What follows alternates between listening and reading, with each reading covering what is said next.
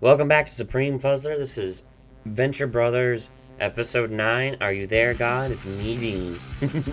We are doing the Fuzzlercast Episode 10, the pilot episode.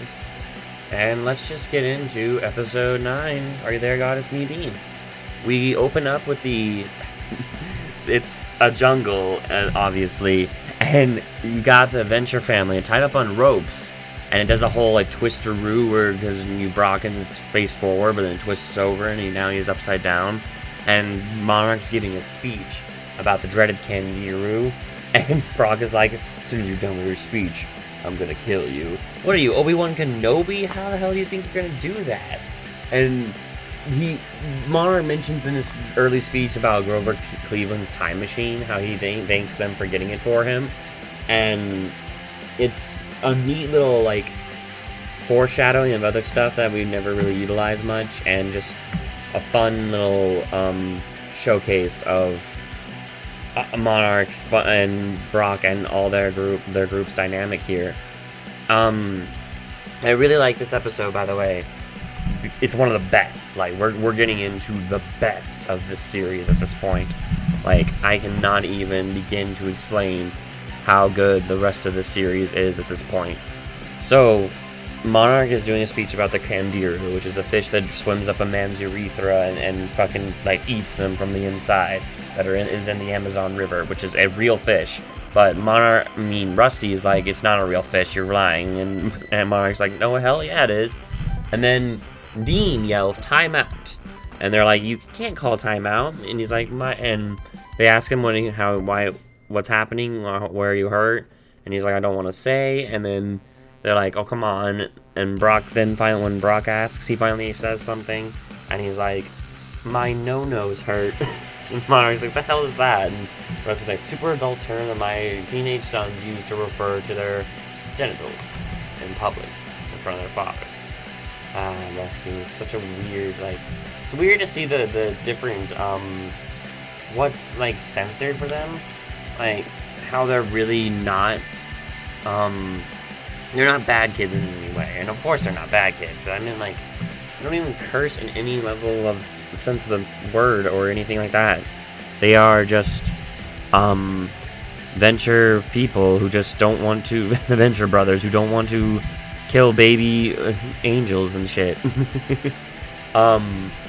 So the boy's really hurt is what Brock ends up saying, and they are like, we have to let him go. And Monarch's like, why would I do that? I'm about to kill you anyways.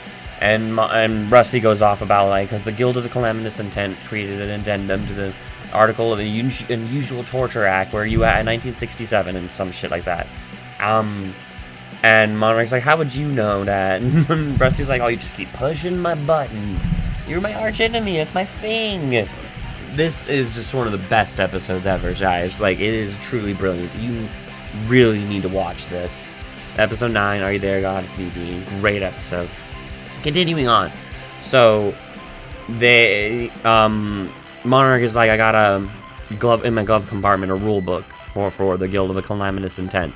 I'll be right back. Don't go anywhere. Even though they're all tied up. So, the intro plays, and they get into where Monarch is reviewing the book, and he explains that he's like, I only joined the guild for the full dental and partial health package. It has this pretty cut and dry, like it's laid out pretty perfectly. I'll kill Brock if you don't come back, basically. But Brock's like, I'm not even going with you. Like, what the hell you mean? Like, I'm a bodyguard. I have my orders. Like, fine. And he grabs Hank and is like, guard him. And then Dean's, of course, still screaming in pain because his fucking genitals are in excruciating pain. And they're like, alright, well, we're gonna go continue on then. And we'll meet back here in, I think it's a week, or as soon as Dean's done, I guess. It then goes to Monarch with Hank, and they're flying in the plane, and Hank's reading the Guild of Calamitous book, and he's like, the unusual torture addendum was Rusty's law. He used to call my dad Rusty, and Monarch's like, how do you think your dad knew everything about it? Like, because he's a super scientist? I like to dream too, Hank. Damn, but don't even get me started on how your grandpa did something, a number on your old man. It's neat to hear Monarch basically, like, acknowledge the amount of damage that Jonas Venture, the Rusty's father, has done to him. Then he goes off, though, about what everyone does. It's like, oh, I wish I could have arched him. That's an arch enemy. And then Hank is like, I've never met my grandpa. I never even met my mom. And Monarch's like, what if I told you that their mother is someone that you knew, and it's someone you've met before? And he's like, what? Monarch's like, what if I told you that your father is not your real father? Hank, I am your father. Hank goes like, no way. And fucking Monarch, like, it's psych. Oh, you're such a baby going, oh, you think that I'm gonna be your father, daddy. So fucking, it's weird to see Monarch, like, really joke with these kids. Hank specifically, of course. Hank's really into this world, a lot less than Dean is. And then it goes into the back of the plane, the Monarch butterfly plane they're in, and it shows 21 and 24. I adjusted my mic, excuse me, and so it might be sounding a little louder, by the way. So, 21 and 24 are some of the best characters in this series. They are brilliantly written, they're well done, their voices are some of the best. I really enjoy their character development and the way they use. They are just some of the best characters ever. Not even just ever. They're they're one of the best, like, a great example of a duo that really does really well, and also, like, seems to actually emotionally resonate with each other, and, like, you just want this level of and friendship, and that kind of friendship. They are great characters. So, now what we have here is 24 has a gun pointed at Brock, because they got Brock captured. And 21's eating a hungry man or something. 24 is like, can I have your pudding? And 21's like, I'm so saving that. Brock asks him, 24, to ease up on the gun, because he's literally got a pistol just pointing right at his face. Granted, I want to point out, this is Brock Sampson, Slayer of Men, Slayer of Henchmen, the monster who fucking wrecks everything. Like, he's a beast of a man, and they want to lay up on him. I kind of get why 24 would be so fucking, like, on his ass. This guy could kill us in a second. Granted, even with the pistol, and it doesn't really matter. And Brock mentions how, like, where am I gonna go? You could ease up on that. I would like to say, you're Brock Sampson. You could probably bust out of this plane and fall into the trees and live. You can leave. Don't tell me that you can't fucking get out of this plane if you needed to. It's only because Hank is in the front that you do not kill us. That is the only reason. You follow rules, and this is how those rules go. It's baffling for Brock to suggest that he can't slaughter them and get out of this plane and live. It is only through the grace of Hank being a hostage, and then Brock does give a fuck about the rules that these people live. Anyways, 21's like, ease up on him. It's not like that thing's loaded. 24 like, why? Why would you say that? Dude! It's so true. Don't tell your prisoner that. We then go to Dean and Rusty's trying to fucking, like, not placate, like, get Dean to explain what the hell has happened, if he's done anything recently that can cause the balls to have extreme pain. Dean, of course, is like, why are you doing this, Dad? I don't understand. Because Rusty goes into, like, basically a tangent about, like, Triana and a bunch of other crap, and how, like, I don't approve of the way Triana dresses, and girls like that are usually on the dope, and really, like, just shit that I'm like, damn, dude, don't go into your crazy weird dad mode and show your biasness that much there, Rusty. Dean, of course, and then just basically screams and is like, this, like, someone kicked me in the nuts and never took their foot away. And Rusty's like, you need to let me check it out. And Dean's like, no, you're my dad. I'm never going to let you do that. And Rusty's like, what do you want me to do then? Teen screaming is like, I want a doctor. Like, straight up, dude, you need to get him an actual medical help. Like, fucking hell, Rusty. Which flows into a phone ringing and showing conjectural technologies. This is the first time we actually see the building conjectural technologies, which at this point has not been actually shown because we haven't really seen where Billy and White live. Which we show, that's who we're going to show. Billy and White from the Ice Station Impossible episode and the pilot episode, but mostly Ice Station Impossible. We got to get a good showing of them. But this is a great episode with them. It's one of the good showings of their hilarity as well as their dynamic. Couple things. So it starts with fucking Billy being like, why do you never flush? There's like a back bar of paydays in there. Fucking weird and gross, but hilarious. I don't know anyone who wouldn't flush their toilet, especially if you take a dump. Goddamn, White. White's like, get out of the way, fella, because he's playing Grand Theft Auto 3. You can tell because not only because it kind of looks like it, but there's a point he's like, I'm doing a drive-by for the Yardies, which is a character, one of the gangs in Grand Theft Auto 3. Which reminds me that this episode name is a reference to a movie from the 70s. Are You There, Someone? I think Are You There, God? It's Me, Margaret. But I can't remember if it's God still. We have Pete and White discussing their like passive-aggressive sticky notes and shit, and how they are like need to flush the toilet and stuff. Which, yes, White, you need to flush the toilet. And then Billy is like, are you gonna get the phone? And White's like, no, because I'm doing a drive-by for the Yardies. And then Billy grabs the phone and is like, and I want to point out, this is Billy answers the phone like, conjectural technologies, and White's like, Billy, you gotta do it. How can we make your tomorrow better? I like to point this out because this is a great showing of his development. Later in this series, he is way more into this, but he's definitely obviously like a little more withdrawn and a lot less into the conjectural technologies thing that they're doing. He also mentions my rather steep fee. So he says bye-bye to the phone call. White's like, oh, do we got a job? And it's like, that's Rusty Venture. He's needing a surgery or someone to check up on his son. And of course, White's like, you got me in? Of course, you're in. And did you ask for some extra cash for the helicopter? We don't have a helicopter. Venture doesn't know that. And Billy also right here says, high five, which isn't one of the running jokes in the episode, but also just a fucking showing of, Billy's character is really great. And how that is indeed what, it's just a great showing of what he wants to do. He is a energetic, fun, enjoyable character. It then goes back to Hank and Monarch talking about the Guild of Calamitous Intent book, and Hank is like really into it. Monarch is like, am I in there? And he's like, nope. And for the Monarch, nada. And then they kind of cut off and go like, where are we going? Like, we're going to try to find my cocoon. We fly by radar alone. It could be anywhere, deep within the Earth's crust, or way in the Antarctic. Oh, look, it's the Grand Canyon. Or it can be in the Grand Canyon. Yeah, maybe. Floating where everyone can see it, truly. It is funny how he has, like, his secret base just sitting there in the Grand Canyon where everyone can see.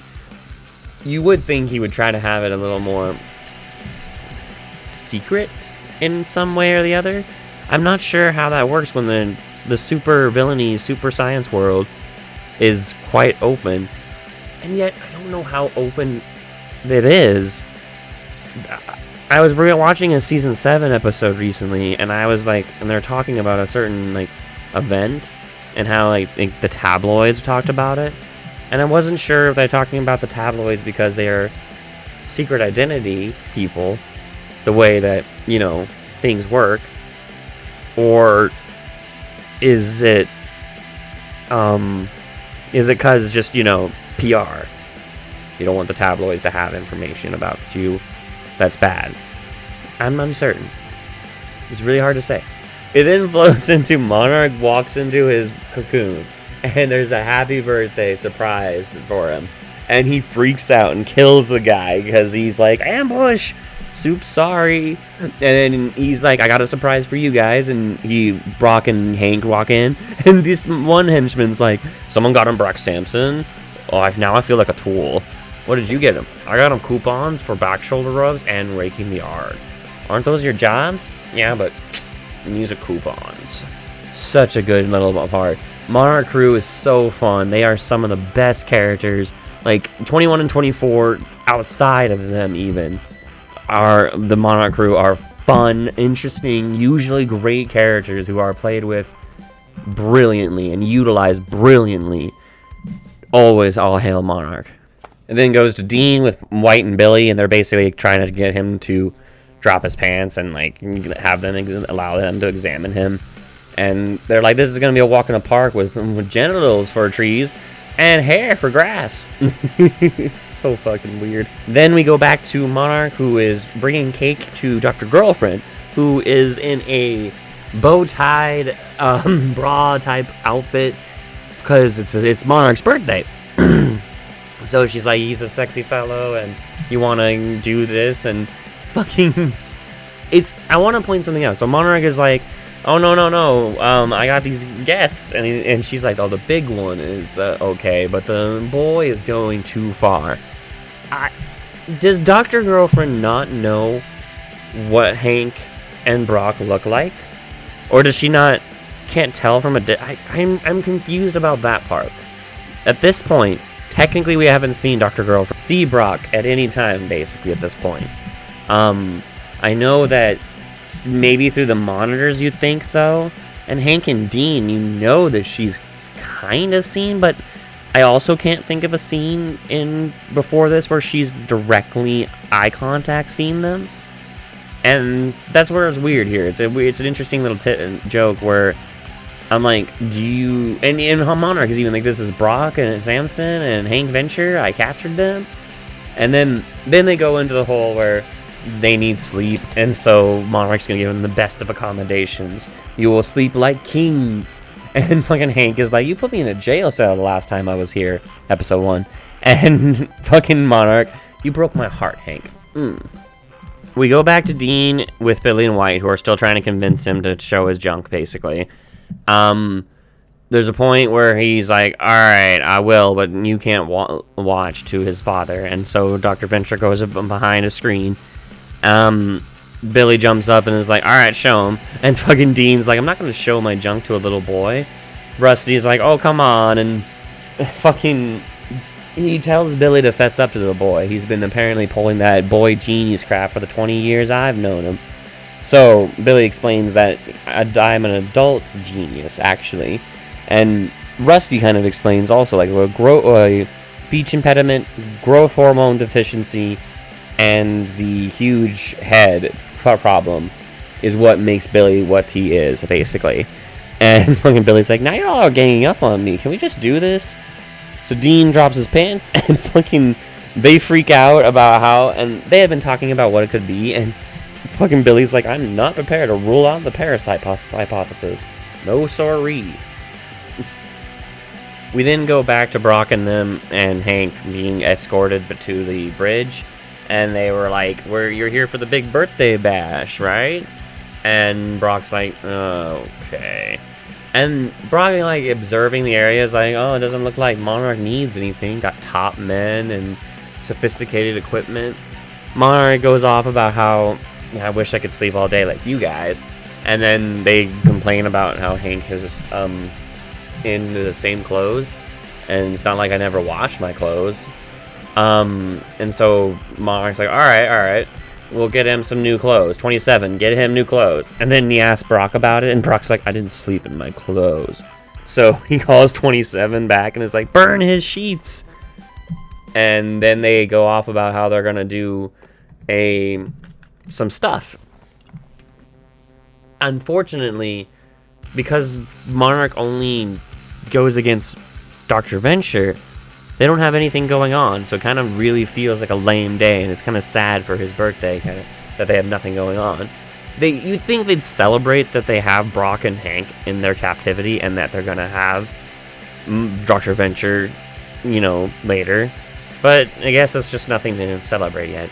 So, and then we go back to Billy and White, and Billy explains that fucking Dean has testicular torsion, acute testicular torsion.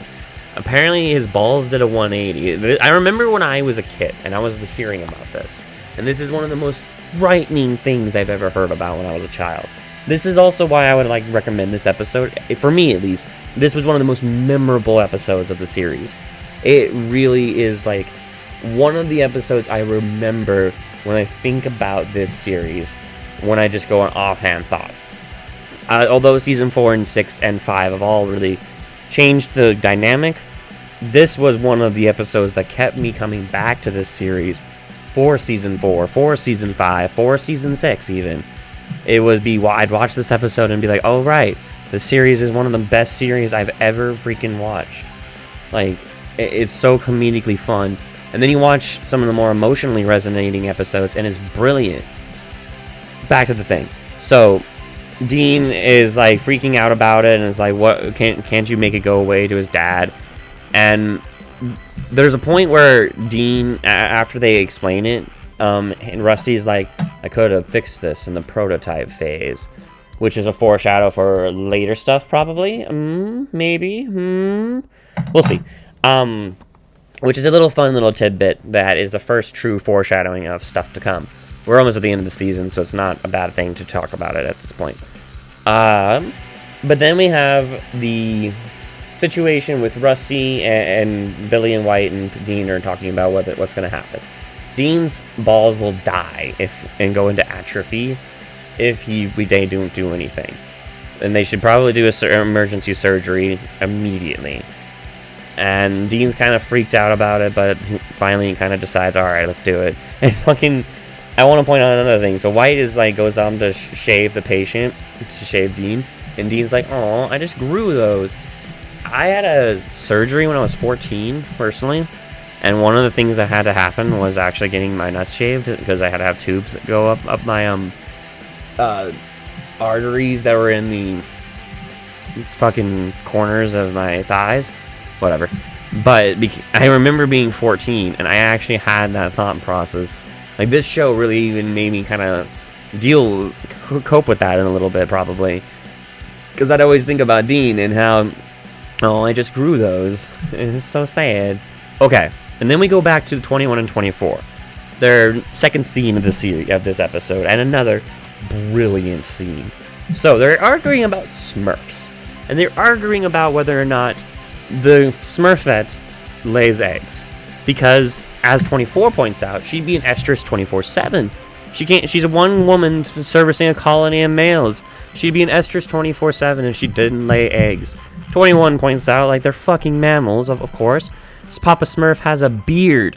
You can't have a beard if you're not a mammal. It's such a fun and interesting argument. I thought, random, but I thought Gargamel made Smurfette. Like, she's artificial. So there's technically not any females in reality in the Smurf biological system, besides the magically created, or whatever you want to say about Smurfette. I don't remember 100%. It's been a long time, and I did not watch the Smurfs much. But that's what I always thought. Like, she was meant to be like to fuck with them. And I mean, it's fucked up in an old thought process sense, but it makes sense. You know, you throw a girl in a fucking group of men, and it's gonna create a problem. Except no, because then they just make her their friend. Because men don't have to be wolves, you fucking crazy bastards. It's interesting. Anyways, so 21, 24 are debating about this. You see a shadow go by, and then I would like to point out there's a third henchman in the back where 21 and 24 are arguing. And out of nowhere, that third henchman gets fucking just tackled, and you hear a scream in 21 and 24's horrified faces about what just witnessed. Okay, my bad. Technically, the Billy and White part about the shaving stuff and the actual getting towards the surgery was right after that scene with Monarch and Brock, but whatever. With the 21 and 24, rather. Whatever, though. We're at now 21 and 24 reporting, which 21's like, it was two ninjas taped together to make one giant ninja. And then 24's like, it was a giant spider! Fucking Monarch is going like, oh, hell yeah, a giant spider in the cocoon? Where's the big guy? He's missing this. And as they're reporting, Brock smacks their heads together and is like, I'm here to kill your party, Monarch. And Monarch goes into a speech about how this cocoon's his and how no one will stop him. And Brock, I'll get you, Brock Sampson, orders a bunch of his henchmen to go do some shit. And as Brock's leaving, though, he's like, Brock, and what? Thank you. It's so funny to see Brock and Monarch's little dynamic here. How Brock willingly gave Monarch what he wanted. It was something fun, a battle, basically. It's so interesting. We then go into a montage. Montage where it shows Billy and White doing the surgery very shittily. They take a few extra breaks. They fucking White stabs Billy's good hand with a knife. Oh, scalpel in accident. They lose one of the nuts on the floor and have to find it. Rusty's eating a sandwich and watching TV because he's an asshole, but really, yeah, he's not nothing to do, so what else is he gonna do? He seems very relaxed is all. While also showing Brock massacring tons of fucking henchmen. I also wanted to point out that when 21 and 24 were making the report, they mentioned how the henchman they saw had his tendon cut open and rolled up and curled up in like a little ball. It's crazy sounding. And they get at the end, near the end of this montage, their butterflies were released, but the butterflies were all dead. And Monarch's like, whose job was to feed the butterflies? And then they end Billy and White's side of the montage, which White is like, is that a sheepshank tie? Like, Billy is like, that's my signature. High five. Come on, you're gonna have to stop doing that. Billy will never stop high-fiving. He will never stop. Can't stop, won't stop Billy. And then goes back to Monarch, who Hank's like, you just lost a whole nother unit. And Monarch goes like, no, this was built by a genius. Me.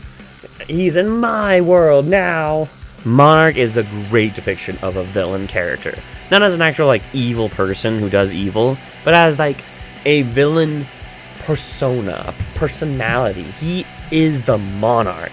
Nothing else is him. He cannot...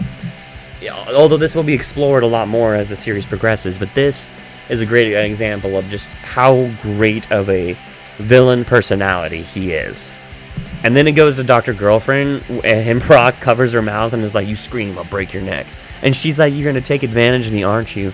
Well, be quick about it. To be honest, I never thought about it. Why not? Well, I never did. Well, I'm not going to beg. I love how Mrs. the Monarch, Dr. Girlfriend, sorry, is just totally willing to just be taking advantage of by Brock. I mean, it is Brock motherfucking Sampson, but it is kind of funny how she's really just willing to take the ravishing that Brock could give. I also would point out she's reading Nietzsche, Beyond Good and Evil, which is a neat little showing just how intelligent and cool she is. And Nietzsche's a fucking weird philosophy. I've never been into the philosophy that approves of violence and stuff as just nature and how oppressing that is not a good thing. While I understand that concept, I also believe that we can be beyond that as intelligent thinking creatures, and that while maybe in the nature of humanity to be like that, it is better to transcend that nature and be intelligent and cool people. No need for violence. Just be calm. Smoke weed every day or some shit. I don't know. I don't know what makes you guys think you can beat up others. I'm getting off topic. Back on topic. Dean wakes up to Rusty, who essentially is like, you can't wear underwear for 2 weeks, sweetie. He actually calls him sweetie here. And Dean's like, why is all those people here? And Rusty's like, I brought some people to cheer you up. You would think Rusty, who has dealt with his father doing kind of similar shit, would not do something like this. It is so embarrassing, I would say. Orpheus comes up and gives him a Zuni doll. Fucking Pete comes up and gives him his pubic hairs. And Helper gives him a melted ice pop. And Triana shows up and is like, is this the most embarrassing day of your life? And Dean's like, definitely. Although White's like, kiss him, that'd be lovely. So funny and brutal. It then goes back to Monarch and Brock, who are doing a showdown where Brock has Dr. Girlfriend, and Monarch's like, Hank has tasted villainy and he wants to stay, and Hank's like, no, fine, and puts a knife to his throat, or a gun to his head, rather, give me the girl or the boy dies, and they're all like in a fucking showdown moment, and then Rusty calls him, and he's like, shit, your father, and they all freak out, scramble, and are like, get these bodies out of here, and Rusty gets on the line, and Dr. Girlfriend's like, and who may I ask is calling? Rusty like, you damn well know who I am, it's Dr. Thaddeus Venture. It's so funny. And then they talk about how they had a party and stuff, and Brock and Hank confirm it and kind of cover for Monarch hilariously. Although I don't know how bad this would be. I guess Rusty's just kind of that kind of hard ass would be like, you kind of broke the rules by threatening their lives in this whole scenario. Whatever. Anyways, they go back to the Amazon. Monarch gives his speech again. Rusty tells him to hurry it up. And then Hank goes timeout.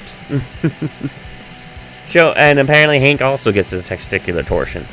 We have the outro, and it goes into a PSA, actually, a little public service announcement about testicular torsion. Hilariously, it shows, obviously, that the boys and also Rusty and Brock are reading. Like, their eyes are moving, reading whatever they're saying, the lines that they're saying. And it's kind of funny in that regard. I always really enjoyed this because, again, as a young man, when I first saw this, I was intrigued by the fact that this could happen to me. And, of course, a little afraid of it.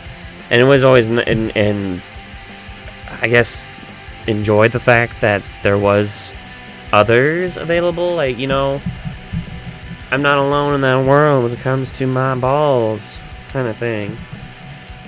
So, this episode was one of the best, truly. Some of the best parts, some of the best lines, some of the best characters, showings. The only thing that was introduced was conjectural technologies. The first time you get to see that. Beyond that, we were just utilizing Billy and White, who kind of get put on the back burner here and there. They're not, I don't know, they're utilized characters, but they don't seem to be utilized as much as Orpheus is in the coming seasons. I really do enjoy Billy and White. They're fun characters. Orpheus is a great character too. You get a line from Triana that kind of gives you a little more about her personality, although barely. I don't like Triana personally that much. She's alright, I guess. And you get a lot about Rusty and fucking his biasness, and you get the stuff with Brock and Monarch are some of my favorites.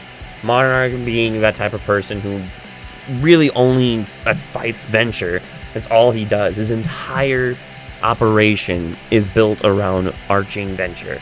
He does nothing else. He does not rob banks. He does not try to ransom shit. He is not into that shit. So, thank you guys for joining me in this Fuzzlercast podcast episode. I really did enjoy it myself. Are You There, God? It's Me, Dean is a fantastic episode. Think raisins, or when you have peanuts and one peanut's crammed in the little corner. It's one of White's lines about what's going to happen to Dean's balls if we do not do anything. Anyways, please like, comment, and subscribe if you are on YouTube. Go check me out on YouTube, even if you are not on YouTube. Supreme Fuzzler on the YouTubes. I have all my podcast episodes up there. You can also find me wherever you get your podcasts for these episode reviews. Pandora and Spotify and Apple Podcasts, all that stuff. Stitcher, which is, I don't know. Anyways, and BuzzFeed. BuzzFeed? No. Buzzsprout. That's where I'm hosting my podcast on. Give them a shout out there. Also, shout out to Fed of the Flames, who made the intro for the podcast. Do you like them? They're on SoundCloud. And I hope you guys have a good day. This is Supreme Fuzzler. Goodbye.